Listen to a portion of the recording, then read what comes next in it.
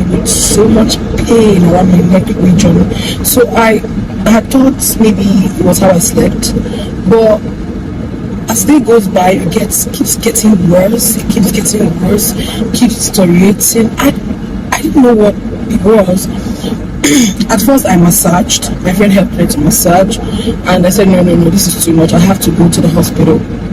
I visited the hospital, and they said there's nothing wrong with me. They can't find anything. They run the whole test. I had to tell them, okay, fine, because the thing started moving. It wasn't funny, but because of the fact that I know the industry I am in is a funny place, and especially because of God, I have been able to, jump over a lot of, afflictions as well. Now, I had to, speak to my pastor. So my pastor prayed for me, because each time my pastor prays for me, I get myself.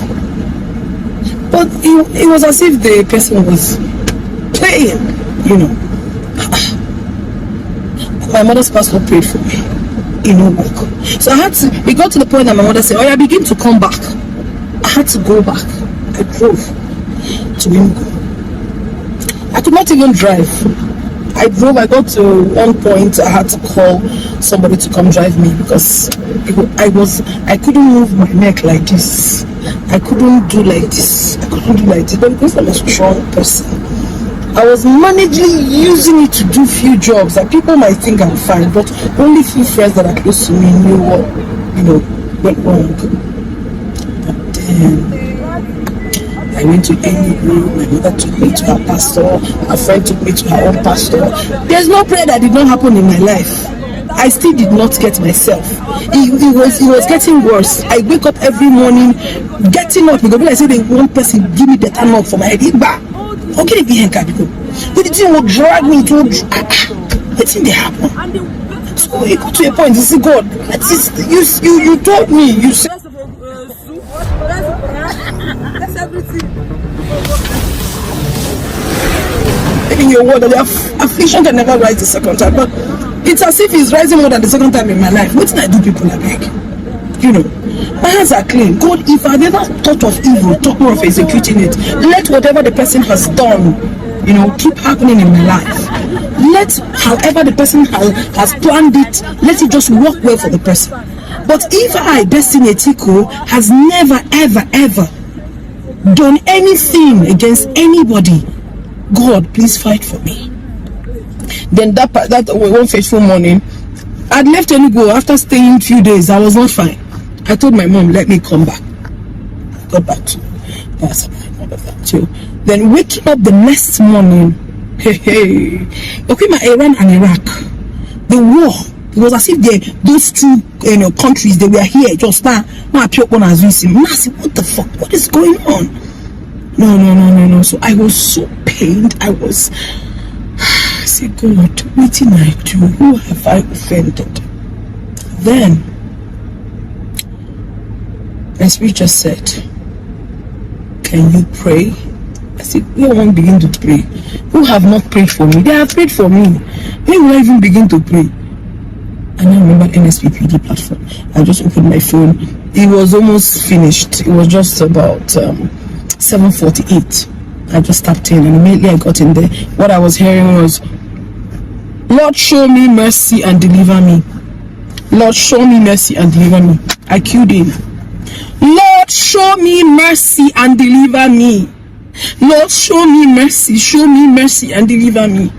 Like, I didn't even, that was all. I started with that, Lord, show me mercy. And at that point, Pastor Jerry was there in the pulpit, crying.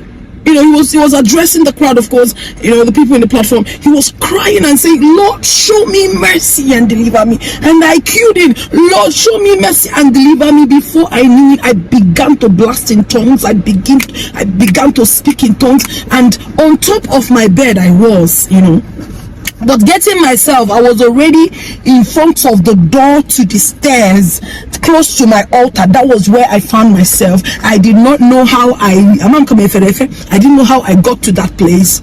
And getting up from where I went, because I really went far. I was blasting in tongue. I was, Jesus Christ. By the time I got up, I realized that the neck that was very static, like that was like I was like a statue, you know. I couldn't do this, I couldn't do this, I couldn't do this, I couldn't do this. Then the thing now was now moving from my neck region down to my back. Yeah, I got it in my heart. So as it was moving around my body, I could tell that this is not normal. But because my mother has BP and I had lost my father, I do not want to, you know, or probably every small thing I'll begin to tell my mom, see, because I want that woman to be alive to carry my children. I want to feel that love. So I don't always call her to say, Mommy, see you. So the whole thing, I was praying, I was praying, I was shouting, I was praying, I was shouting, I was calling on God. I say, God, you will never forsake me. Someone did this to me, and the person opened his mouth or her mouth, whoever that did it said that there would never be a place I, Desting Etiko, would go and get liberation. I can never get salvation. And I say, God, who is that has said a word and it comes to pass when you, the Lord God Almighty, has not spoken? Nobody. And I got in.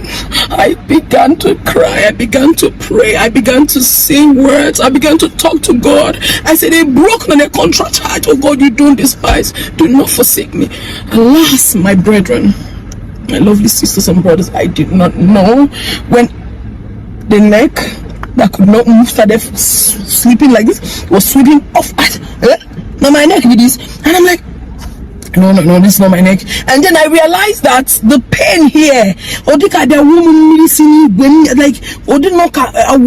like it was so cold, like they poured me cold water here. I see, Jesus, am I getting the salvation already? Didn't someone say that I would never get salvation? Am I getting it? And I said, okay, let me not be so excited immediately. Let me even, you know, hold it back and understand what is going on right now. And then I said, let me try, because here I have ulcer, right? And ulcer, every time on the platform I used to say, God, please, you know, help me with this ulcer. It's been over the years. But then whenever I put it, I say, God, I don't have ulcer again. I can never ever have ulcer again. The ulcer is gone, because the ulcer is too bad. It gets worse by the time. Then sometimes it hooks me. So I thought it was the ulcer that was hooking me. I took all the medications, but yet it didn't stop. But that particular day that I was feeling my neck was free, the pain that all the knock, it was as if someone just used something to choke me like this. I held it and I can't move, and held it and I can't shoot, I can't do my work, and I'm a very hardworking person. I don't like to stay at a place. So waking up every morning, seeing myself sitting at a place, it's a big problem. Then I said, what is this? So